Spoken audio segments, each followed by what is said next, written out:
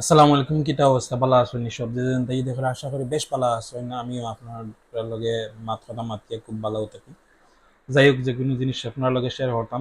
Iran এবং আমেরিকার মধ্যে চলমান যুদ্ধের আজকে 12 দিন। 12 দিনের মধ্যে সেন্টকম জানাইছে সামরিক লক্ষ্যবস্তুর উপরে তারা হামলা করছে। হামলার লক্ষ্য আছিল ক্ষেপণাস্ত্র, ড্রোন, মজুদ কেন্দ্র, উপকূলীয় নজরদারি ব্যবস্থা, বিমান প্রতিরক্ষা ব্যবস্থা ও সামরিক দক্ষতা বা সক্ষমতার উপর দুর্বল করা। ইরানের যতগুলো জায়গা আছে তারা হামলা করছে। হামলার ফলশ্রুতিতে অনেক জায়গাত আহ, জীবন মানুষের জীবন মানের উপরে প্রভাব ফেলছে। বিশেষ করে ইরাক এবং ইরানের মধ্যে একটা ফত আছে যেন দিয়া গিয়া হুসাইন রাদিয়াল্লাহু আনহুর যে মাজার আছে, যেন ইসলামীর মানে শিয়ারদের সবচেয়ে বড় উৎসব আগস্ট হওয়ার কথা। ওগুর ও যে বর্ডার আছে, ও বর্ডারে হামলা করছে। হামলায় 2 জন বেসামরিক মানুষ মারা গেছে এবং প্রায় 11 থেকে 12 জন মানুষ আহত হয়েছেন, খবর হয়েছে। এই হামলার মানে টোটাল হামলার যে সময়কাল আছিল, রয়টার্স জানিয়েছে সর্বশেষ মানে 5 ঘন্টা আছিল, যা সম্প্রতি সময়ে অনেক বড় ঘটনারই অন্যতম। অন্যদিকে হরমুজর এখনো সংকট কাটেছে না। হরমুজ নিয়েও তো আসল মূল সমস্যা। একই সময় হরমুজ প্রণালী, লোহিত সাগর ও দুই গুরুত্বপূর্ণ নৌপথে উত্তেজনা বাড়ছে। জ্বালানি সরবরাহ ও আন্তর্জাতিক বাণিজ্য নতুন ঝুঁকি তৈরি হয়েছে। বিশ্ববাজারে তেলের দাম বাড়ছে। ব্র্যান্ড ক্রুডের দাম $100 কাছাকাছি গেছে। বিনিয়োগকারী হয়েছেন যে মধ্যবস্তু স্থিতিশীলতা না এলে এগুলো আরো বাড়তো। তারা আশঙ্কা প্রকাশ করছেন যে অন্যদিকে ট্রাম্পে সতর্কতা করছেন যে ভবিষ্যতে যদি হুতিরা যে কোনো হামলা যদি করে, এই হামলা ইরানটাই দায়ী করা হইব। তিনি কঠোরভাবে জবাব দেওয়ার হুমকি দিচ্ছেন তার সোশ্যাল মিডিয়ার থ্রুতে। আমরা জানি যে হুতি বিপ্লবীরা ইয়েমেনের যে হুতিবিদে বাবুল মন্ডলে তারা হামলা করছে। হামলা করিয়া যা মানে সৌদি আরবের 2টা জাহাজের ক্ষতিগ্রস্ত করছে। যা অনেক ক্ষতিগ্রস্ত হওয়ার পাশাপাশি যে যারা নাবিকগুলো আছেন তারা এখন অক্ষত অবস্থা আছে, বিশেষ করে।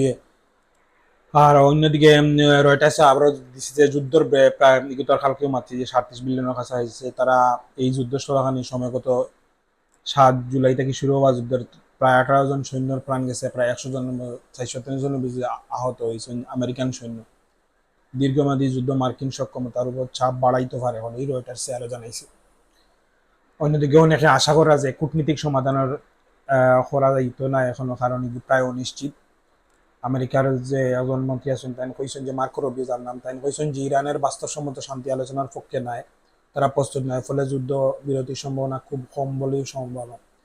অনেকে আমেরিকার সাবেক অ্যাকশন জেনারেল কইছেন যে এই যুদ্ধ আফগানিস্তানের মতো লম্বা হইতে পারে, দীর্ঘমেয়াদী হওয়ার সম্ভাবনা আছে। আর বিশ্বব্যাপী যে জ্বালানি সরবরাহ, আন্তর্জাতিক শিপিং ও মধ্যপ্রাচ্যের স্থিতিশীল পরিস্থিতি নিয়ে বিশেষ উদ্বেগ বাড়ছে। বিশেষজ্ঞের মতে সংঘাত আর ছড়াইলে বৈশ্বিক অর্থনৈতিক মন্দা বাড়তে পারে,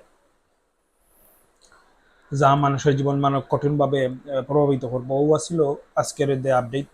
আর বাকি যে আইতে থাকলে আপনার লগে যখন, কারণ 12 দিনের যে হামলার পরে আমেরিকা এবং ইরানের দুই পক্ষ, ইরানের বিশেষ করে ইরানের তো ক্ষতি হওয়ার পাশাপাশি আমেরিকার মিত্র যে যারা আছে, আরব কান্ট্রি যেগুলো আছে তার উপরে প্রভাব ফলে।